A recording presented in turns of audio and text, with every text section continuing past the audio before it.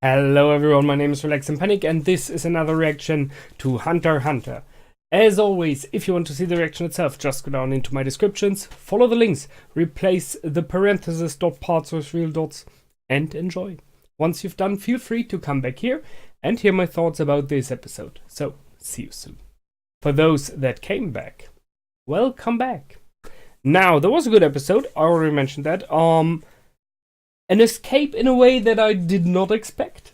And a little bit of a cliffhanger again, as always. I mean, they really love cliffhangers in this show, there's no question.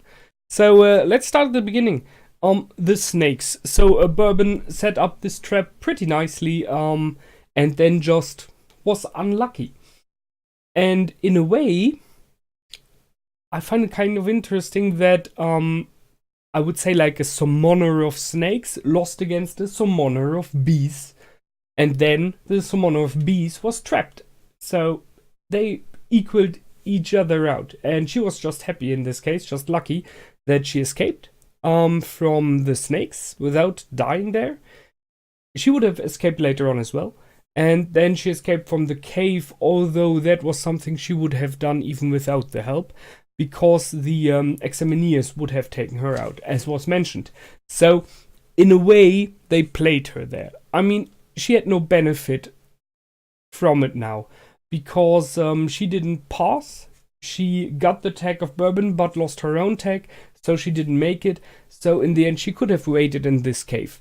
So, the boys just got the best for them out, which is okay, it makes sense, they are friends, that's why they were there, to get the tag for Leorio.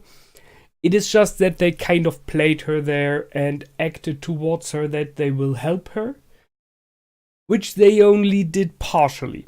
I mean, they did not directly lie to her. Gon said that he will give her the tag of Bourbon. He did not mention her tag, so yes, but it was a little bit cheating there. And it was a bit, yeah, well, I hope we will see her again. I really like her, the concept. She reminds me of someone, and I don't know who. But I'm pretty sure I've seen a character like her in the design. Something about the face, I think it is, in another series. Maybe it's, I haven't seen much of it, but maybe it's from Dragon Ball Z. Something like that. I guess there was a character which was kind of similar. Not in her powers, just outer appearance. So that's the one thing. They talked a little bit about anaphylactic shocks, so I like that about this series, by the way.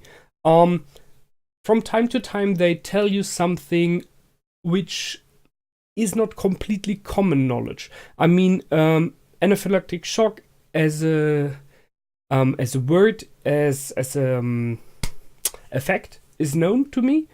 But I didn't know completely 100% exactly what it does. So seeing that this is a series which, as example, could kids watch later on as well, from a specific age on, you know, they can learn from that. And that is something I really, really like about series, if you are able, without it having pressed in your face, to learn something. I grew up with series where I did learn some stuff. I mean, I guess we all did. Things about what is good, what is wrong, how to behave as a human being in many ways, you know. That's stuff we can learn from series like that. And it did not happen often in my life, but once or twice I really had to defend series in the meaning of anime and other series in general towards people who were like, well, that's just wasted time. And I can only say no, it's not. I mean, apart from being entertaining, which is cool, you do learn something from them if they are well done. And this one is well done. So, that's that. Now, saying about learning. So here, learning to be heroic and stupid at the same time. Gon jumping into the snakes. Yes, he had a good chance that the antidote was there. I agree. So it was a calculated risk. And I guess he has some kind of resistance at least, or he's just bodily tough against poison, because the amount of snakes that had him there was really, really dangerous, and he could have died there as well. So there was a clear risk. but he did it. He got out of it. The snakes let go. So, I mean, I guess when he stumbled back and fall away, they just moved away as well. And he was even able to grab the tag. So, well done. And it proved his point and the point of the boys of being friends and helping each other and being trustworthy, which helped them later on, to escape the cave. So that's the one thing. Then talking about bodily or healthily enhanced, 9 minutes 44 holding your breath. Nah, that's not normal in no world. I remember I read something about Marines, so I'm not sure, US Navy SEALs or I don't know, so combat swimmers, combat divers who are training immensely to hold their breath, but they do it all their life, that is what they completely specialize in. Kind of Gon does as well, but it is just one of many things he learned. So he, and they are not at this time. They're pretty good. I mean, way above everything I could. I think I can't even hold it like 30 seconds. But that is clearly on a very, very different level. And then he carries them all out, so he's strong as well. This one episode showed a lot about Gon being kind of superior when it comes to, compared to his age. Especially how good he is when it comes to his health, to his body, to his abilities. There is more, and I'm not completely sure why. I mean, he clearly stands out towards others. There are others who are very, very good at specific stuff, but that's what their speciality is. And here he seems to be like, in general, a bit higher, and I don't know why. So they got out with the sleeping gas and everything. Clever, good idea. Makes sense. And have all the points they needed. They pointed out that swapping tags on the beach is forbidden, so when they get picked up, so that makes sense. It's okay. And we have 9 people who did it. 4 of them, our group. So it's quite... I mean... that all of them passed so far is kind of a miracle, but they did it by helping each other out. We have Pokal Bodoro, who seems to be in general like a nice guy, but more in the idea of that he has honor, so he is not willing to face kids. I like that. We have Hanzo, so he really ran all the island to get the tags, and he did it. I mean, cool, nice for him, and he was shown to be already very, very good since the beginning, so I expect to see more of him. I think Pokal at the moment is more neither the one that will be out, but he is honest to himself, he's real with himself, so he pretty clearly states that, as example, Hisoka, he couldn't face at all. So he is aware that he is possibly one of the weakest competitors right now. But we will see. So that's those 3, and the other 2 we know. It's our beloved Hisoka, and it is, I always have to check for his name. Wait. Gitaraka. So let's see where we are going for. The number is not even, so I guess it will not be something like a duel, because that makes no sense, because then you would have 1 left. Unless they go for a duel and one just is like the you just pass because people in the interview mentioned something. That might be. Which possibly would be Hisoka. Because most people are not willing to face him. Very... I mean, I can see that. If you had the choice and you could say, I don't want to face these specific people, even if Hisoka would not be as dangerous as he is, I wouldn't like to face him because he has the habit of very often killing his enemies. So I would more go against one of the boys, except for Killua. because they have shown in the past, if you look closely, that they are not keen on killing people. They would beat you, and then it's over. You know, they won, it's okay, you don't have to be killed. So I would like to go more against one of them, if they would go for something like that. I think not. I think there will be something else tested. He wrote down heart. No idea. Maybe you will have to win the hearts of everyone in a competition of singing and dancing and arts. I mean, why not? It would be... Hunters are more than just killers, you know, or deadly machines. We've seen it. There are those who hunt for food and stuff like that. So why not for something like art? It would be surprising. I like the moment where Netero questioned everyone about...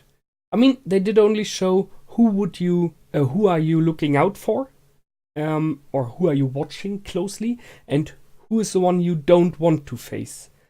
But we got for Hisoka more information, and I mean, it makes sense. It is clearly what we expected. So Hisoka is not about being a hunter.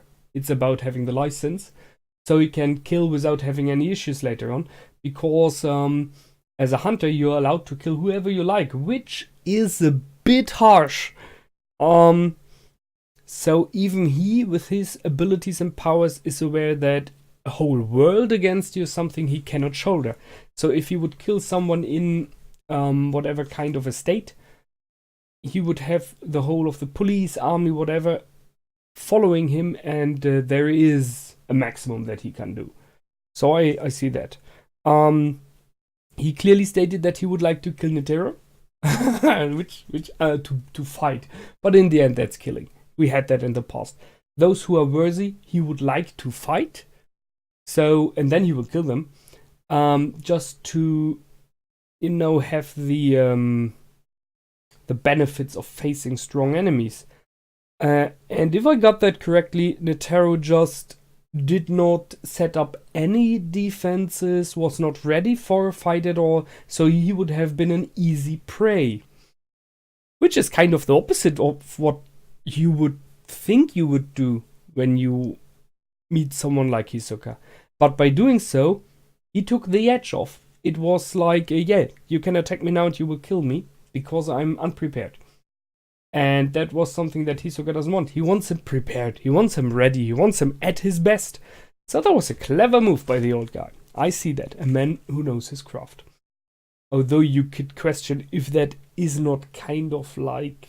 I don't know. Most of the people clearly mentioned not facing Hisoka. One mentioned not facing the boys because, you know, honor.